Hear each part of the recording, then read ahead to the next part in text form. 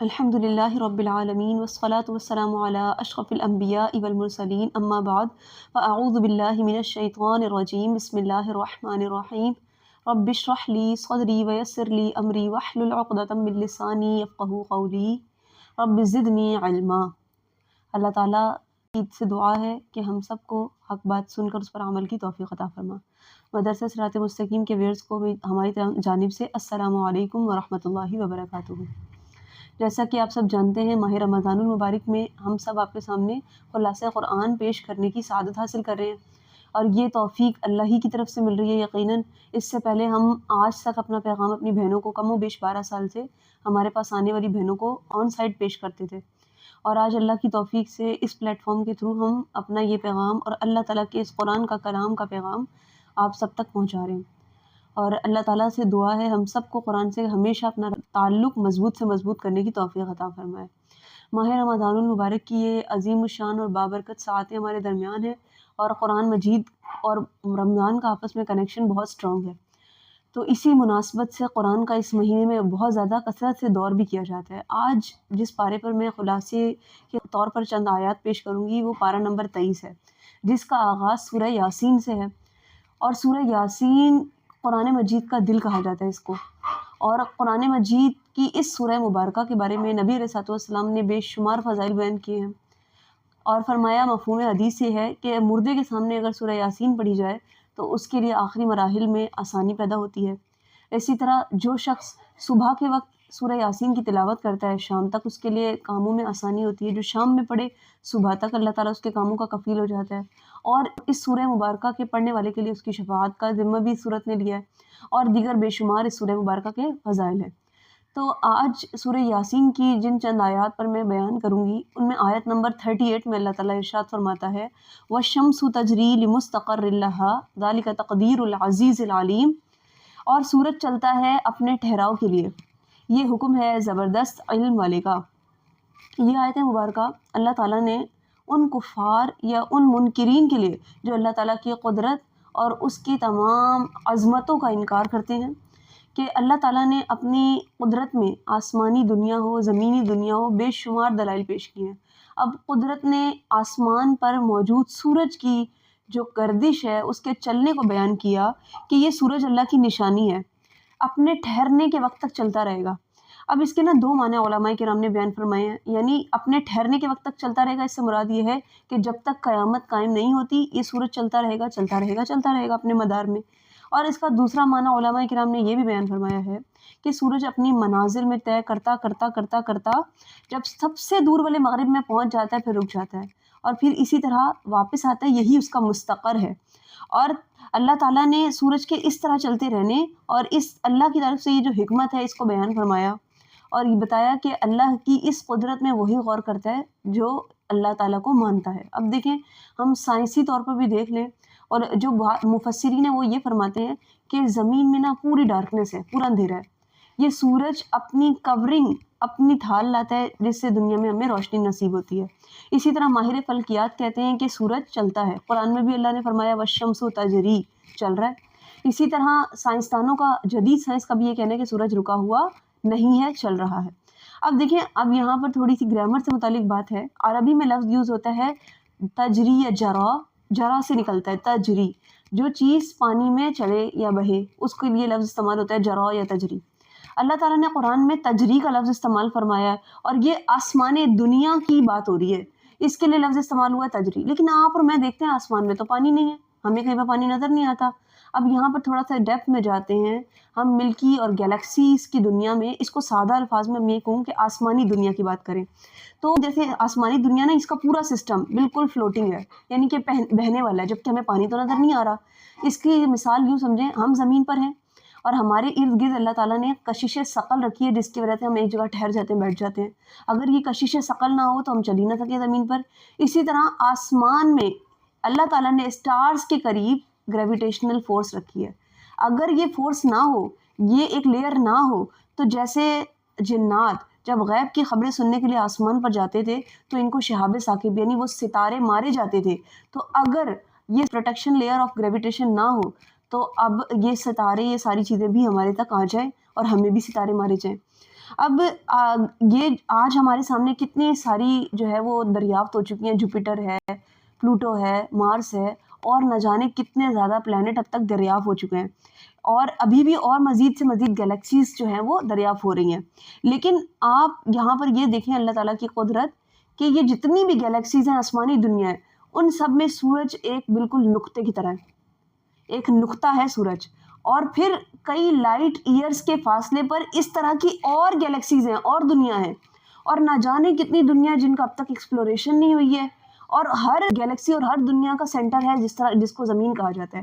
تو ہم اس کو کنکلوڈ یہ کرتے ہیں کہ اللہ تعالیٰ ہی وہ مالک اور واحد ذات ہے جو اس پورے نظام کو چلا رہا ہے۔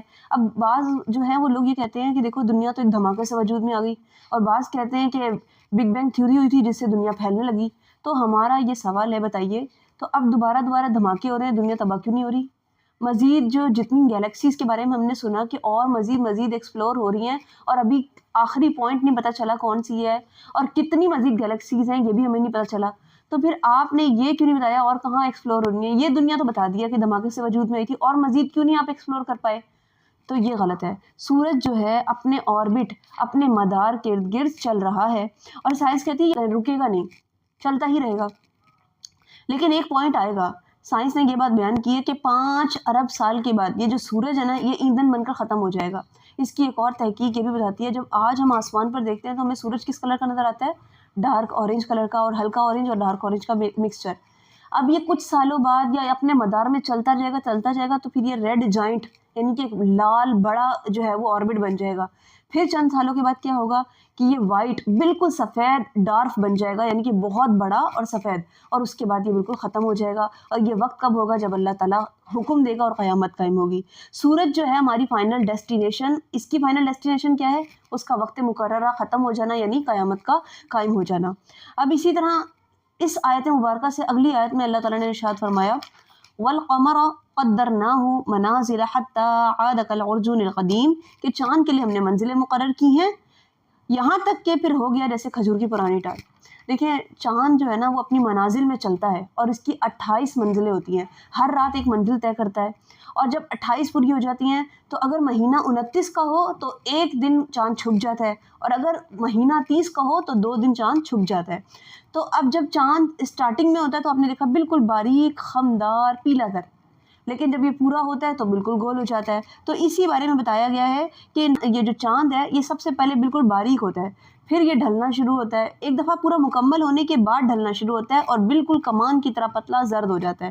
اس تمام چیزوں کو اگر میں کنکلوڈ کروں کہ چاند کی اور سورج کی یہ جو گردش ہے، یہ لیل و نہار، یہ تمام چیزیں اللہ کی قدرت پر دلالت جو کر رہی ہیں، یہ بتا رہی ہیں کہ انسان عاجز ہے، اس پورے نظام کو چلانے والا کوئی ہے۔ اسی طرح یہ بھی بات پتہ چلتی ہے ہر چیز اپنے مدار پر چل رہی ہے، نہ سورج کی یہ مجال چاند کو ٹچ کر لے، نہ چاند کی یہ مجال سورج کو پکڑ لے، نہ کسی زمین والے کی یہ جرت کے جا کے چاند کو کھینچ کے لے آئے، نہ آسمان میں سے کوئی زمین پہ پھینک دے چاند کو۔ تو یہ سب باتیں پتہ چلتی ہیں کہ ہر چیز اپنے مدار پر ہے، ایک حضرت انسان ہے جو اپنے مدار پر نہیں چل رہا۔ تو انسان کو چاہیے اپنے آپ کو اپنے مدار میں رکھنے کے لیے دین، قرآن اور اپنی ذہنی اور روحانی تربیت کے لیے قرآن سے کنیکٹ کرے اپنے آپ کو۔ اس کے بعد اگلی آیت مبارکہ ہے آیت نمبر 65۔ اس میں اللہ تعالیٰ ارشاد فرماتا ہے الیوم نختم علی افواہہم وتکلمنا ایدیہم وتشہد ارجلہم بما کانوا یکسبون۔ اللہ فرماتا ہے آج ہم ان کے منہوں پر مہر کر دیں گے، ان کے ہاتھ ہم سے بات کریں گے، اور ان کے پاؤں ان کے لیے گواہی دیں گے۔ یہ آیت مبارکہ نا کفار سے متعلق یہ تھی کہ جب کفار قیامت کے دن اللہ تعالیٰ جب میدان محشر سجا ہوا قیامت برپا ہوگی تو یہ کہیں گے اللہ ہم تو تجھے ایک مانتے تھے، تیرے رسولوں کی گواہی دیتے، ہم نماز پڑھتے تھے، ہم تو مسلمان تھے، ہم مشرک نہیں تھے، یعنی انکار کریں گے گویا، اور اللہ تعالیٰ سے کہیں گے ہم اسی بات کو مانیں گے کہ ہماری اعضاء ہماری گواہی دیں۔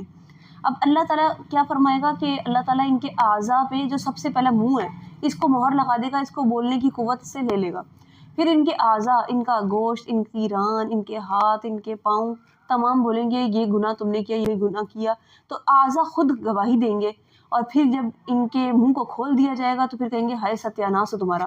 صحیح مسلم شریف کی ایک طویل حدیث کا میں آپ کے سامنے خلاصہ پیش کرتی ہوں کہ ابو ہریرہ رضی اللہ تعالیٰ عنہ اس سرک کے راوی ہیں کہ جب اس دن کفار کہیں گے نا اللہ ہمیں کوئی اور دلیل نہیں چاہیے، ہم تو مسلمان تھے، کافر اور مشرک نہیں تھے، تو ہم اپنے اعضا کے ذریعے ہی اس بات کو مانیں گے. ہمارے اعضا اگر کہیں تو اللہ تعالیٰ منہوں پر جب مہر لگائے گا، جب ان کے اعضا گواہی دیں گے تو پھر اللہ تعالیٰ ان کو ان کے اعضا کے ذریعے ہی جب رسوا کر دے گا تب یہ لوگ جہنم میں جائیں گے، اور پھر ان کے منہوں سے وہ مہر ہٹا دی جائے گی اور یہ چیخیں گے اپنے منہ سے. لیکن اس کے برعکس نبی علیہ السلام کی اس امت پر اللہ کا کتنا فضل ہے. ایک امتی جو نبی علیہ السلام کا گناہ گار سے گناہ گار بھی ہے، اللہ تعالیٰ اس کا جو حساب کتاب ہے وہ سب کے سامنے نہیں لے گا، پردے میں رہ کر اس کی پردہ پوشی فرماتے ہوئے چھپ کر لے گا. وہ گناہ گار بھی ہوگا، اللہ پوچھے گا تو نے گناہ کیا، تو وہ انکار نہیں کرے گا، وہ کہے گا اللہ مجھ سے ہو گیا گناہ. پھر اللہ تعالیٰ جب اس کا حساب کتاب لے لے گا نبی علیہ السلام کے وسیلے سے ہم سب کو، جن کو اللہ بخشنا چاہے گا ان کو بخش دے گا، تو پھر وہ اتنا خوش ہوگا کہ اللہ تعالیٰ نے مجھ پر یہ کرم کیا، مجھ پر یہ فضل کیا، اور پھر اللہ تعالیٰ اس کو جنت میں داخل فرما دے گا. یہ مومن پر آقا علیہ السلام کے وسیلے سے یہ فضل ہوگا. لیکن آج اس آیت کے تناظر میں اور آپ اپنا محاسبہ کریں، ہم اپنے گناہوں کا خود اعلان کرتے ہیں یا نہیں؟ اللہ تعالیٰ نے تو پردہ پوشی کی، اور وہ ستار غفار رب ہے، وہ رب ہو کر، خالق ہو کر، وہ تو بے نیاز ذات ہے، وہ کچھ بھی کر سکتا ہے، لیکن وہ ہمارا پردہ رکھ رہا ہے. اور ہم، کوئی پوچھے آپ نے نماز پڑھی؟ نہیں میں جھوٹ نہیں بولتی لیکن میں نماز نہیں پڑھتی معاذ اللہ. کوئی کہے کہ آپ اچھا سوشل میڈیا کا دور ہے، آپ کہیں پر کوئی گناہ کرنے کی جگہ پہ چلے گئے ہیں تو اپنی وال پر فٹافٹ شیئر کرتے ہیں، آپ اپنی ایسی ناجائز پکچرز کو سوشل میڈیا کی زینت بنا رہے ہیں، اپنے ہر عمل کو ناجائز گناہ والا آپ سوشل میڈیا پر وائرل کر کے ہر ایک کو اپنے گناہ کا گواہ بنا رہے ہیں. تو یہ کیا جو ہے ہمارا طوفان بدتمیزی نہیں؟ اللہ چھپا رہا ہے. آپ دیکھیں سابقہ حضرت موسیٰ علیہ السلام، عیسیٰ علیہ السلام، ان کی شریعتوں میں کیا ہوتا تھا، جب یہ لوگ کوئی گناہ کرتے تھے تو ان کے دروازوں پر صبح لکھا ہوتا تھا، ان کے چہروں پر لکھا ہوتا تھا کہ فلاں نے یہ گناہ کیا ہے. لیکن ہمارے آقا علیہ السلام کے وسیلے سے اور آپ کی برکت سے کون سا گناہ آج اس امت میں نہیں ہو رہا، لیکن ہمارے آقا ہمارے درمیان ہیں، اور ان کے قدموں کی برکت سے اللہ تعالیٰ نے ہم پر ابھی اجتماعی طور پر عذاب کو رکا ہوا ہے. ہمیں اس بارے میں غور و فکر کرنا چاہیے. پھر اس سورہ مبارکہ کی سب سے سیکنڈ لاسٹ آیت ہے، اللہ تعالیٰ خود فرماتا ہے انما امرہ اذا اراد شیئا ان یقول له کن فیکون. اس کا کام تو یہی ہے کہ جب کسی چیز کا ارادہ فرماتا ہے تو اس سے فرماتا ہے ہو جا، وہ ہو جاتی ہے. دیکھیں یہاں اللہ تعالیٰ کی کامل قدرت اور اس کے ارادہ ازلی کے آگے ہم سب بے بس ہیں، یہ بتایا جا رہا ہے. اب اللہ تعالیٰ، ہم بہت پریشان ہوتے ہیں، پتہ نہیں کس نے میرے پہ جادو کر دیا ہے، مصیبتوں نے میرا گھر دیکھ لیا ہے، بندشیں ہیں مجھ پر، میں بہت محنت کرتی ہوں لیکن کامیابی مجھے مل نہیں رہی ہے، شوہر مجھ سے میرا ناراض ہے، بچے میری بات نہیں مانتے. تو دیکھیں یہاں اس آیت مبارکہ میں اللہ تعالیٰ نے ہمیں ڈھارس بندھائی ہے کہ جب کسی کام کا اللہ ارادہ کر دے، جب اللہ کے ارادے میں وہ بات آ جائے تو اللہ تو بس کسی کن کا بھی محتاج نہیں، تو وہ بات ہو جاتی ہے. ہاں ہم اس کن کے محتاج میں یہ نہ ہو کہ اپنا جو ہے محنت کرنا چھوڑ دیں اور اللہ پر بھروسہ چھوڑ دیں، تو ہمیں یہاں پر غور و فکر کی ضرورت ہے. پھر آگے اسی پارے کی سورہ زمر کی ایک آیت مبارکہ پیش کروں گی. سورۃ الزمر کی آیت نمبر 6 میں اللہ تعالیٰ ارشاد فرماتا ہے خلقکم من نفس واحدۃ ثم جعل منها زوجها وانزل لكم من الانعام ثمانیۃ ازواج یخلقکم فی بطون امہاتکم خلقا من بعد خلق فی ظلمات ثلاث. اس آیت مبارکہ کے حصے پر آج کلام کروں گی سورہ زمر کا. اللہ تعالیٰ ارشاد فرماتا ہے اللہ وہی ہے جس نے تمہیں نفس واحد یعنی ایک جان سے بنایا، پھر اسی سے زوجم اس کے جوڑ پیدا کیا، پھر آگے اللہ فرماتا ہے تمہارے لیے چوپایوں سے 8 جوڑے، ثمانیۃ ازواج 8 جوڑے تمہارے لیے بنائے. پھر اللہ پاک فرماتے ہیں تمہیں تمہاری ماؤں کے پیٹ میں بناتا ہے ایک طرح کے بعد اور 3 اندھیریوں میں، یعنی کہ ظلمات ثلاث 3 اندھیروں کا ذکر ہے. اب اس آیت مبارکہ کی اگر ہم ایکسپلینیشن کی طرف جائیں، اس سے پہلے یہ دیکھیں اللہ تعالیٰ نے اپنی وحدانیت اور اس کی جو پچھلی آیات ہیں سورہ زمر کی، اس میں آفاقی یعنی آسمانی نشانیوں کو بتایا تھا. لیکن اس آیت مبارکہ میں اللہ تعالیٰ نے ہم سب کو زمین میں اور خود اپنی ذات میں اللہ تعالیٰ کی وحدانیت پر دلائل پیش کیے ہیں، اس کے بارے میں غور و فکر کرنے کا حکم دیا ہے. اب دیکھیں یہاں پر سب سے پہلے اب ہم نفس واحد پر کلام کریں. اللہ تعالیٰ فرما رہا ہے میں نے تمہیں کس سے پیدا کیا؟ نفس واحد سے. اور یہ نفس واحد کیا ہے؟ یہ حضرت آدم علیہ السلام ہے کہ اللہ تعالیٰ نے حضرت آدم علیہ السلام کو مٹی سے پیدا فرمایا، پھر انہی سے تمام نسل انسانی کا سلسلہ شروع ہوا ہے.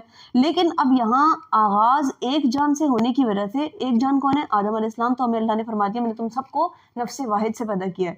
لیکن آپ سب کو بھی اور مجھے بھی یہ سن کے بہت حیرانی ہوگی کہ جو تحقیق کے مطابق تمام انسانوں کا بشمول آدم علیہ السلام سے لے کر جتنے بھی ہم انسان ہیں سب کا ڈی این اے 99.9% سملر ہوتا ہے.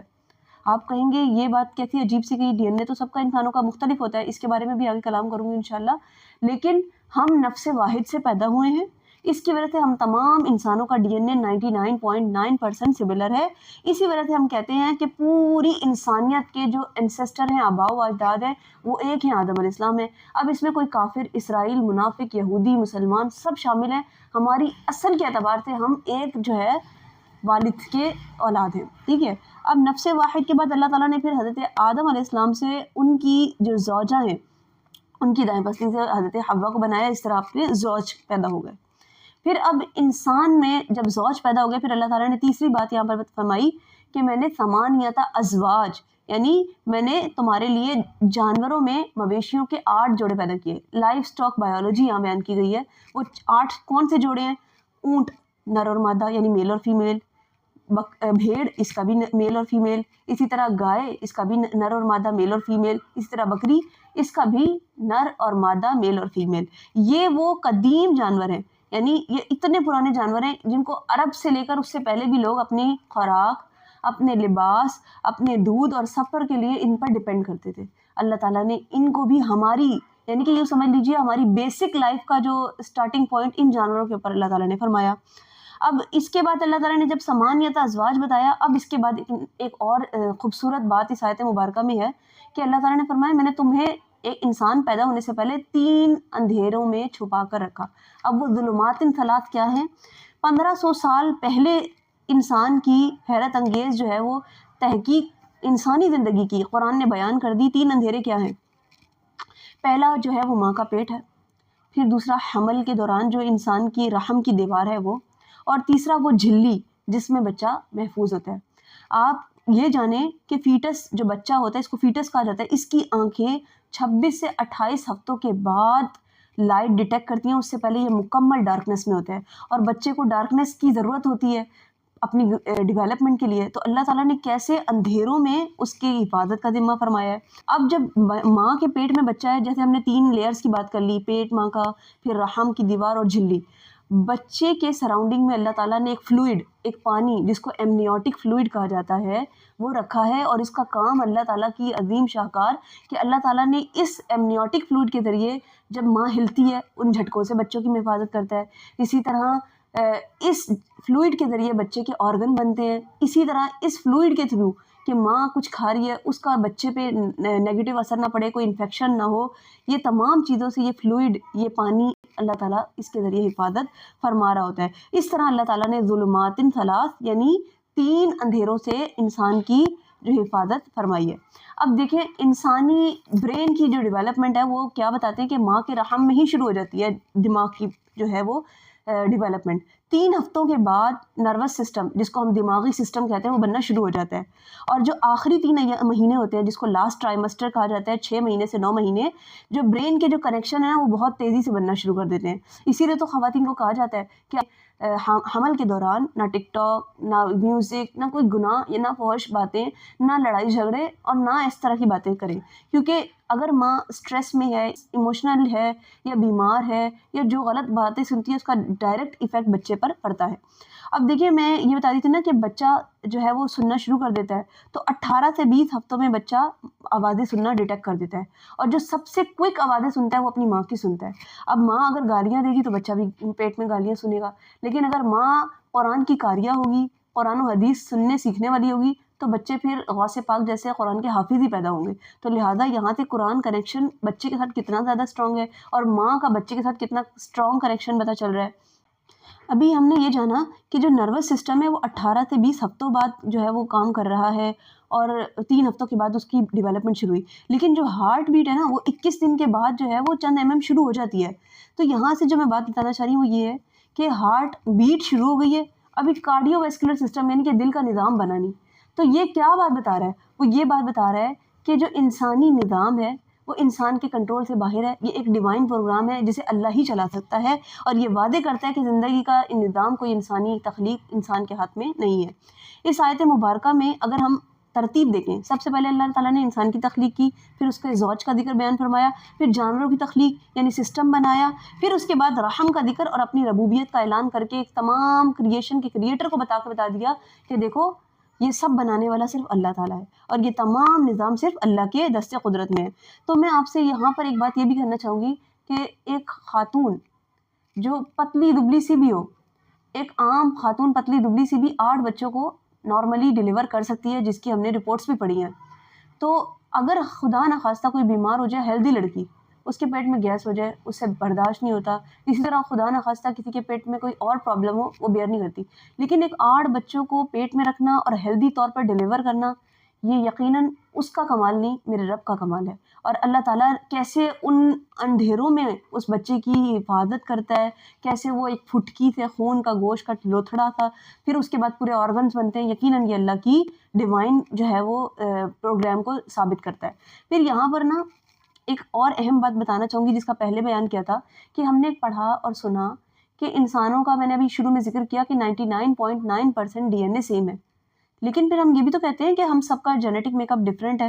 تو اس کے بارے میں تحقیق یہ بتاتی ہے کہ ہم سب نفس واحد آدم علیہ السلام سے پیدا ہوئے، اس مناسبت سے ہمارا ڈی این اے سملر ہے، اس لحاظ سے ہمارا ڈی این اے سملر ہے کہ ہم سب انسان ہیں۔ لیکن 0.1%، دیکھیں 99.9 اس ادھر اور 0.1% ہم سب کا ڈی این اے ڈفرینٹ ہے۔ پوری دنیا میں کوئی ایک انسان کا دوسرے انسان سے سملر نہیں ہوتا، وہ 0.1% ڈی این اے، جس کی وجہ سے ہم ایک انسان دوسرے انسان سے مختلف ہوتے ہیں۔ اور اگر یہ کوئی 0.1% کسی میں سملر ہو بھی جائے تو وہ کوئی ایسا ہوگا جو ٹوئنز ہوں، اور وہ بھی بہت کم، ورنہ یہ صرف ایک 0.1% ڈی این اے کا ڈفرینس ہے، جس کی وجہ سے ہم سب کی شکلیں مختلف۔ ہم یہ کہتے ہیں ہم فلاں کے والد، ہمارا فلاں والد ہے، ہماری فلاں والدہ ہیں، ہم اس خاندان سے تعلق رکھتے ہیں، یہ صرف 0.1% ڈی این اے ڈفرینشیٹ کرتا ہے۔ اور یہ بھی تحقیق میں بتایا گیا ہے کہ اگر تقریباً 3 ارب ڈی این اے پیئرز ہوتے ہیں، ان میں سے ہر ایک کا جو ڈی این اے ہے وہ 99.9 تو سملر ہے، لیکن 30 لاکھ مختلف ڈی این اے کے پیئرز ہیں، جس کی وجہ سے ہم سب کی شکلیں مختلف، ہم سب کے ہاتھ پیر، ہم سب کے بلو پرنٹس، ہم سب کے فنگر پرنٹس ڈفرینٹ ہے۔ سبحان اللہ۔ تو اگر ہم اس کو کنکلوڈ کریں، مگر اس کو بات بہت پیچیدہ ہو گئی ہے، سادہ الفاظوں میں ایگزامپل دے کے سمجھاؤں، ہمارے سامنے 2 بکس پڑھی ہوئی ہیں اور دونوں کے پیجز 200 ہیں، ایک میں 199 پیج اور دوسرے میں بھی 199 پیج سملر ہے، صرف ایک پیج دونوں بکس میں ڈفرینٹ ہے، جو کہ اس بک سے اور دوسری بک سے مختلف کر دیتا ہے۔ تو یہی نسل انسانی کی بقا اور نسل انسانی کی بات ہے، ہم سب کے 99.9% ڈی این اے سملر ہیں، لیکن وہ ایک 0.1% جو ہے وہ مختلف ہے، جس کی وجہ سے ہم سب ایک دوسرے سے مختلف ہیں۔ تو یہ میرے رب کی شاہکار قدرت اور اس کی عظمت پر دلالت کرنے والی آیت ہے۔ اللہ تعالیٰ ہمیں اس کی قدرت میں غور و فکر کرنے اور صحیح قرآن کے ساتھ اپنے آپ کو کنیکٹ کرنے، اور ہمیشہ صرف ماہ رمضان تک نہیں، ہمیشہ قرآن کے ساتھ اپنے تعلق کو مضبوط سے مضبوط تر کر کے اپنی زندگیوں میں نافذ کرنے کی اللہ ہمیں توفیق عطا فرمائے۔ وآخر دعوانا ان الحمد للہ رب العالمین۔ مدرسہ صراط مستقیم کے اس چینل کو آپ لائک بھی کیجئے اور آگے شیئر بھی کیجئے، اور اس میسج کو جو خلاصہ قرآن کا ہے، یہ دوسروں تک پہنچانا بھی نیکی کے کام میں تعاون کرنا ہے۔ تو آپ سب سے گزارش ہے، خود بھی اور اپنے دوسرے دوست احباب تک بھی یہ شیئر کریں۔ ویسے بھی تو ہم اپنے دوستوں کو دوسری ریلز بھی سینڈ کرتے ہیں، تو اچھا پیغام پہنچانا یہ بھی آپ کے لیے صدقہ جاری ہے۔ اور ہمارا مدرسہ صراط مستقیم زیر تعمیر ہے، آپ سب اپنے عطیات، صدقات جو بھی ہیں وہ اس مہینے میں ہمارے ساتھ تعاون کیجیے۔ اللہ تعالیٰ آپ سب کا حامی و ناصر ہو۔ السلام علیکم ورحمۃ اللہ وبرکاتہ۔